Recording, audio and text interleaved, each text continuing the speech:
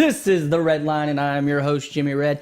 I know I told you guys we were going to start discussing some NBA, but let me tell you something. The NFL has just been too good to not talk about it. This by far has been, in my opinion, the best playoffs I've seen in years. I mean, yeah, the Titans come back from 18 down to win a game last weekend. Then you got phenomenal games this weekend that just happened that we're going to break down for you. And then think about who you have playing in the Final Four this weekend. Who would have thought you were going to see Nick Foles from the Eagles? I thought it. But other than me, who would have thought you would have seen Nick Foles and Case Keenum? And on the other side, you would have saw Blake Bortles versus Tom Brady. Wow. An interesting thing there with just that. Knowing that you have those four quarterbacks playing, Tom Brady has 5 Super Bowls. The other 3, Keenum, Foles, and Bortles, have 5 combined starts in the playoffs. 5, just between those 3. So think about that for a second. He has 5 Super Bowls. They have 5 starts. So shows the experience, shows especially where it's leading for the Super Bowl ahead. So with that being said, let's break down our first game here. Game number 1. Let's go with the Falcons and the Eagles. What a game. I know Nick Foles didn't have the greatest game he's ever played, but for the Eagles to step in there and shut down the offense the way they did and only allow them to score 10 points is phenomenal, because the high-powered offense that carries there in Atlanta with your 2 awesome running backs and Coleman and Freeman, and then you got Matt Ryan is quarterback, and then your wide receivers, Julio Jones, Mohamed Sanu, and then you have Taylor Gabriel, and then you got a sweet tight end in Austin Hooper, and you shut them down to 10 points in a playoff game. Phenomenal. So a huge shout out to the defense for Philadelphia there for doing that. I know Nick Foles' game wasn't the strongest that he played, but it was good enough, and that's all you have to do in playoff football is escape to the next weekend. Nick Foles' game, he didn't have no touchdowns, no interceptions, and he threw for 246 yards. It's pretty good. A lot of it was done on the ground, obviously. There was a lot of ground play and a lot of kicking. You had LeGarrette Blount run in for you. He scored you a touchdown. That was beautiful to do because they needed the points on the board. And that's how that went basically there. There wasn't too much. There was a lot of defense involved in that game. There was a lot of offense. They just kept them out of the end zone. Coleman was the leader there for Atlanta on the rushing side, which is where a lot of it came from for them. He had 10 carries for 79 yards. Pretty good day on the ground for him. He got some yards, but it's hard to run against that defense, especially, like I said, Philadelphia had a very strong game that day. Matt Ryan had a pretty solid day. He had a touchdown and 210 yards, but they shut him down as well. He didn't throw any interceptions, but their defense just played like I said, and that's what happened. They couldn't come up in the big spots when they needed to. The big person who came up in the big spots most of the time when needed was Julio, but that's no surprise there. The way they played Julio was definitely no surprise. They played 2 deep safeties, and the safety spied on Julio. So you played 2 deep safeties, so you played cover 3, and you stepped back and you watched.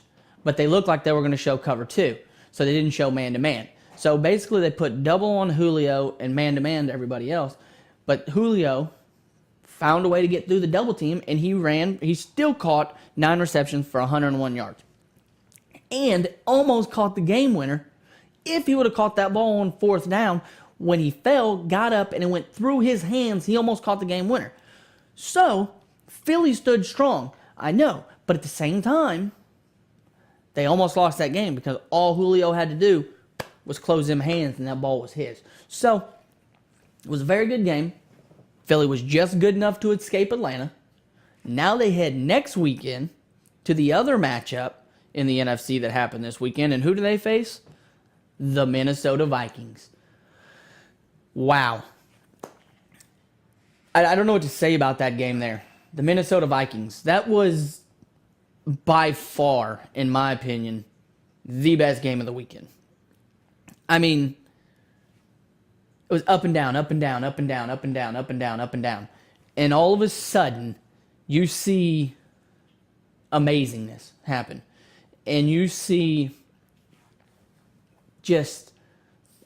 4 lead changes in 3.1 minutes. And it was crazy. And when there was almost no time left on the clock, and they threw that pass from Case Keenum to, who was it? Give me a second. It was, who caught that? It was Stephon Diggs. To Stephon Diggs, and he went 61 yards. And all they had to do was hit him. All they had to do was tackle him because he was in bounds. And he went 61 yards to score the game-winning touchdown to win the game over the Saints. Holy smokes. Case Keenum, a kid who was undrafted, bounced around the league.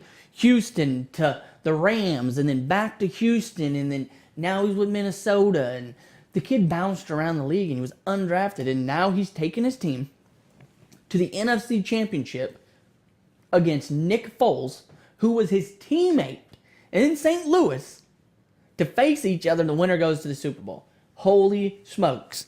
Amazing, amazing, amazing. That was the game of the weekend. I can't explain it. It was so much up and down, and it was an amazing game. That's really all I can say. And Minnesota looked amazing. I thought they were going to lose that game. But Drew Brees hung in strong like he was supposed to do all day. He threw for 294 yards, 3 touchdowns, but what hurt him was the interceptions. The turnovers are what hurt there. If they could have kept the turnovers down with him throwing the interceptions, they would have been fine, I think. But the interceptions definitely hurt. And that took the Saints' record on the road from 1-7 to 1-7 in the playoffs. They're not very good on the road in the playoffs, but they almost changed that right there and almost became 2-6. They would have had to travel next weekend to Philly, which I would have liked their chances because of the power of offense they have. So I would have liked their chances. But now they're eliminated from the playoffs. Drew Brees is at home, and there's a lot of questions going on. I saw a picture the other day, actually, of Drew Brees. It was his birthday. And you know what Drew Brees was doing on his birthday? He was hanging out with his daughter. She was eating peanut butter toast, I think is what it was, and he was painting her toenails. I understand that loss hurt, but at the same time, think about how much more time he's now got with his daughter, for one. And the pain goes away. Because now, no matter what he does, win or loss, his daughter and his wife are going to love him.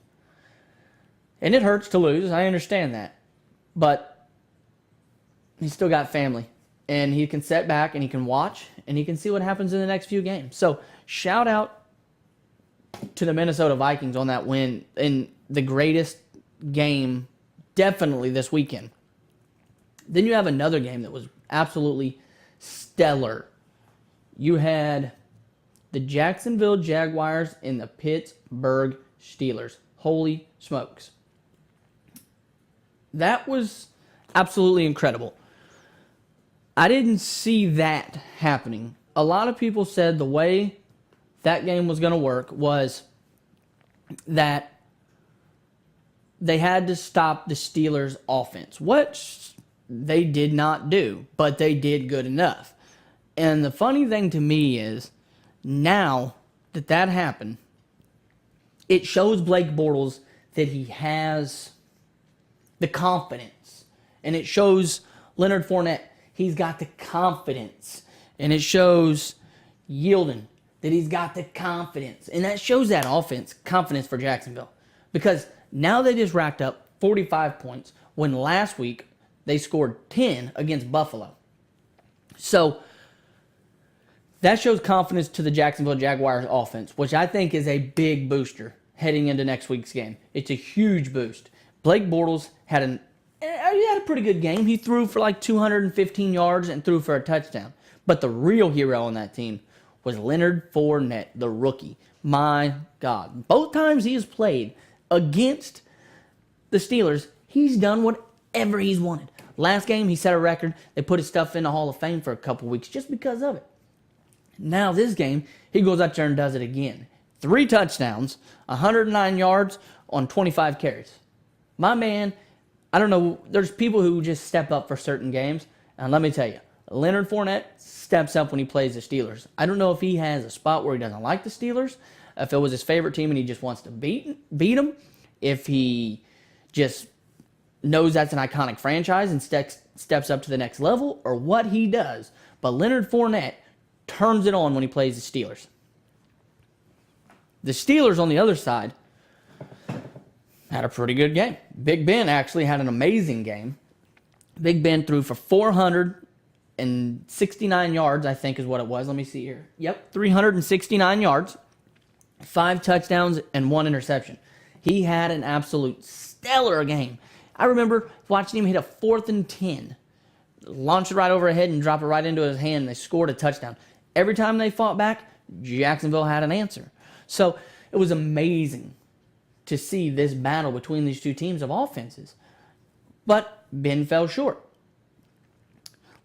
The big question is next year is what's up with Le'Veon Bell? Does Le'Veon Bell come back? Le'Veon Bell said he doesn't want franchise tagged. Well, you can't franchise tag Le'Veon Bell because he won't play. He said he would retire. So you better pay him. Also, you know that Big Ben is coming back because he said he can't wait and is looking forward to the 2019-18 season with the guys. So it's cool to see that Big Ben's coming back, not looking to retirement. We all have rumors that his offensive coordinator is probably going to get fired, which is, I think, what he was wanting in the first place. So that's awesome. Ben's coming back. Cool. Also, Antonio Brown had a huge game. 7 receptions for 132 yards. Again, they played the double team on him, just like they did, and I explained in the last game we talked about. They played the cover 3, but they dropped back and they spied on him with the safety. He still found a way to destroy them because he's a double team killer. He had 132 yards on 7 receptions. That's amazing. That's an average of almost 19 yards per play. Holy smokes, that's crazy. He had 2 touchdowns, just went off on him, and he helped Big Ben contribute to that 469 yards. So awesomeness right there between that team. Sucks that they got beat because their offense was really powering, but at least the one turnover that Ben threw, or the fumble he threw that came back for the 6, and then that interception hurt. So that hurt a lot. And Blake Bortles, this is a pretty cool little stat right here. Blake Bortles has .344 regular season. I'm not talking playoffs. I'm talking regular season here. .344 regular season winning percentage. It's the lowest ever by a quarterback to make it to the conference championship game with a minimum of 10 starts. He's the lowest ever to do that. So I think it's a big booster, confidence booster for him. But at the same time, I think there's some stuff I'll bring up with that here right after I break down this last game for you. In the other game was the Titans and the Patriots. And I knew that when it started. I told you guys that was going to be a complete demolishing. And it was. Titans showed up, scored the first 7 points of the game. And I'm not going to lie, me being a Titans fan, I said, wow, we might have showed up to play this game here. Well, that turned very fast. And it didn't work out so well for them. They ended up losing that game 35-14. I mean, they just got destroyed.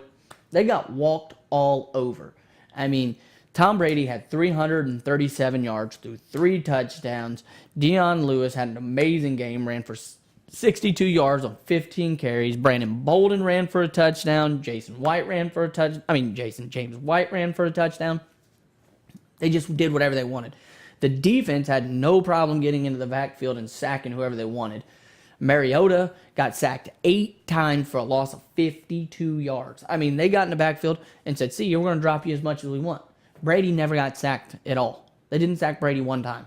So the defense stepped up. When we said that their defense was the least worried about defense, I thought, left in the playoffs. I thought Tennessee had a great defense, and they never even got to Brady. So the defense definitely stepped up for New England because Mariota threw for 250 yards and 2 touchdowns, but he just couldn't overcome being sacked as much as he was. I mean, the running game wasn't as good as it could have been. Derrick Henry really struggled because he was basically the only back they had with Murray hurt.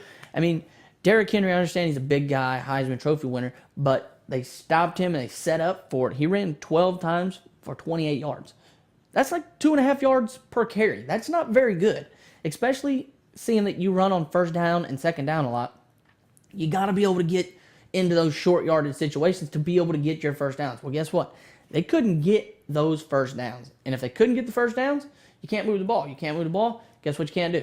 You can't score. So that was the big thing there for the Titans, was they couldn't move the ball. And that hurt to see, for sure.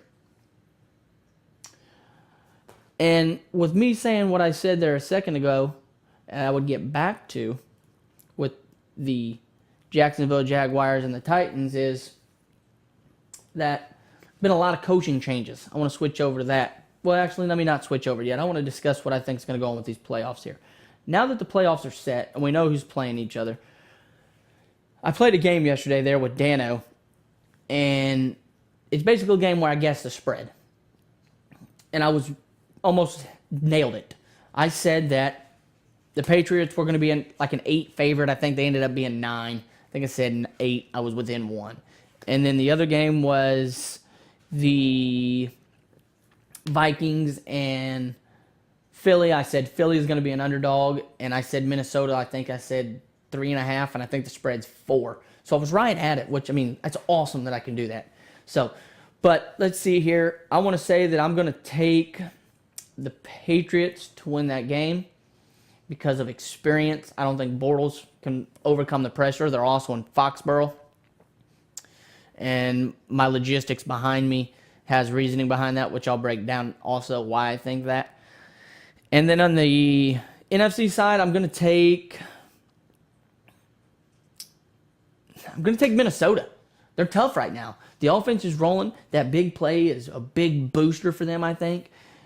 Nick Foles, I don't think is going to be able to perform to the ability he wants as much as he wants to. I think he's a good quarterback, but there's too much hurt there. Your awesome left tackle's hurt. You got a backup quarterback, and you got some other people hurt on defense, so I think they're going to struggle there. I think Minnesota finds a way to pull that one out. So I think your Super Bowl is Minnesota and the Patriots. That's my pick right there. And back, like I said, against the Patriots. The reason I think the Patriots go to the Super Bowl is because a lot of rumors going around about coaches. The Titans just released their coach. They offered him a deal, but they asked for changes on the coaching staff, and he says, not doing it. Well, they mutually parted ways. So guess what? The Titans no longer have Mike Mularkey as a head coach. Okay, that's cool. But, like I was saying, back to the Patriots now, follow me here. Their offensive coordinator is Josh McDaniels. He's looking at going to Indianapolis. Indianapolis has Andrew Luck as a quarterback. So you have Andrew Luck, you have a new coach who's going to have to step in at Tennessee, and then you have Blake Bortles in a defense in Jacksonville. Indianapolis should win that division because they're getting Josh McDaniels. Then I think Patricia's going to leave and go to Detroit, which they've almost confirmed and said is true, which I said before they ever confirmed that he was headed to Detroit, I thought.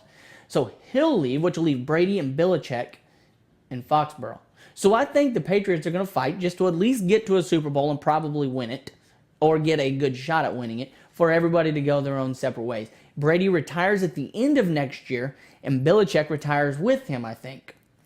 So I think this is a good send-off for the New England Patriots. That's why I think the Patriots go to the Super Bowl, because I think they have this all planned out between them. So my favorite, obviously, next year, hearing all that, is that the Colts have a very big shot, if Andrew Luck is healthy, to make it to the Super Bowl, because you're very unsure about what Le'Veon Bell is going to do. If they franchise tag him, he retires. So that leaves Big Ben and Antonio Brown with hardly any running game. Jacksonville's only got defense, and you can't trust Bortles. Tennessee's got a new head coach. Kansas City's going to have a new quarterback, because you know Alex Smith's going to get let go of, and they're going to start Patrick Mahomes. Denver has no idea who theirs is. I mean, who do you got? I tell you who I got. I got the Colts. So I'm not a Colts fan by any means, but I am telling you, McDaniels, and you put him with Andrew Luck, that's going to be a high-powered offense. So Colts are my pick to go to the Super Bowl next year. I know it sounds wild, and I know we're way out from it, but I'm telling you, that's what I think is going to happen. Just skimming through here to make sure I got you guys everything you needed here on this cast. Oh, I know I said the other day some stuff about Alex Alex, I'm sorry. Aaron Rodgers and Danica Patrick dating. It has been confirmed. They are dating. This is not TMZ. I'm just confirming what was told to me. I want to go ahead and get that out there and let you guys know it is confirmed. Those two are dating. So congratulations to those two. And one thing back to the NFL. The Giants are expected to hire Pat Shurmur. Pat Shurmur is the offensive coordinator for the Minnesota Vikings. I think that would be an awesome hire for them to get because Pat Shurmur is a very smart guy. I think it'd be a good fit for them, and I think he'll perform well in New York. So that's awesome that they'll get Pat Shurmur. I think there's going to be a lot of awesome coaches coming next year with Pat Shurmur in New York, and then you got McDaniels in Indianapolis. And for all the Indianapolis people, I know they hate it, and it's going to kill them. But if McDaniels comes in there and performs, they will forget that he was a Patriot. So I think it's awesome there, and the reason I think it's going to be good in Detroit for Matt Patricia, is because they have a pretty good defense, and he's a defensive guy, and their offense is already pretty well set. You have a good quarterback, you got a good running game, and you have receivers for him to throw the ball to. So I think that's a good fit as well. So with that being said, I know I said I was going to talk NBA, but I couldn't convince myself to do it because the NFL playoffs were so good this week. So please tune in next week and watch me break down the AFC and NFC championship games here on the Red Line.